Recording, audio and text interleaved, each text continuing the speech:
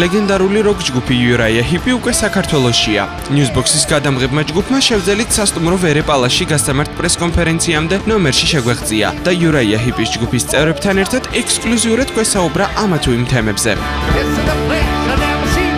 ხალისიანმა წევრებმა სიტყვები არ დაიშურეს. გაიხსენეს 1969 წელი და ის პერიოდიც, როდესაც სექსი, ნარკოტიკები და როკ-ენ-როლი იყო მოდაში. ამის მიუხედავად მძიმე მუსიკის მამები დღესაც აგრძელებენ პოზიტიურ განწყობაზე ყოფნას, თუმცა ამ ასაკში არათუ ნარკოტიკებისგან, თამბაქოსგანაც კი შორს დგანან.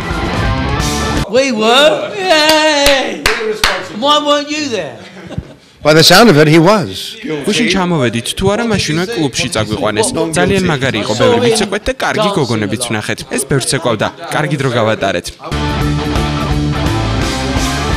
ბევრი არაფერი ვნახავთ, მხოლოდ აეროპორტიდან სასტუმრომდე მიმავალ გზაზე შენობებს მოკრეს თვალი.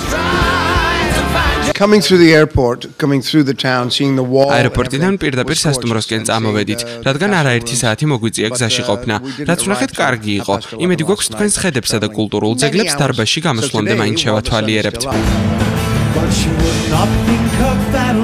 რაც შეეხება პრესკონფერენციას, ერთად შეკრებილ უამრავ ჟურნალისტთან წევრებმა ცხადია ავტოგრაფები არ დაიშურეს.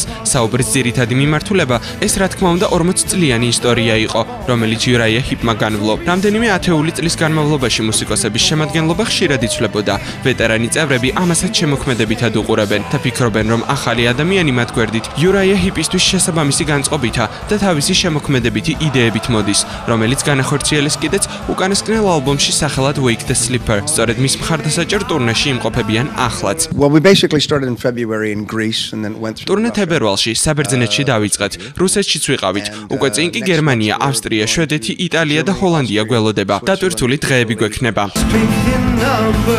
რას ფიქრობენ ლეგენდარული ჯგუფის წევრები თანამედროვე მუსიკოსებზე, რომელ მათგანს თვლიან ყველაზე საინტერესოდ? როგორი ცხოვრების წესი აქვთ ახლა? რატომ სურთ კიდევ 40 წელი სცენაზე დგომა? და რატომ თვლიან, რომ Scorpions-ის წევრების განცხადება დაშლის შესახებ მხოლოდ კომერციული ხრიკია? უყურეთ ვრცელ სიუჟეტს, ექსკლუზიური ინტერვიუთი ლეგენდარულ Uriah Heep-თან უკვე ორშაბათს 19 საათსა და 30 წუთზე გადაცემაში Newsbox.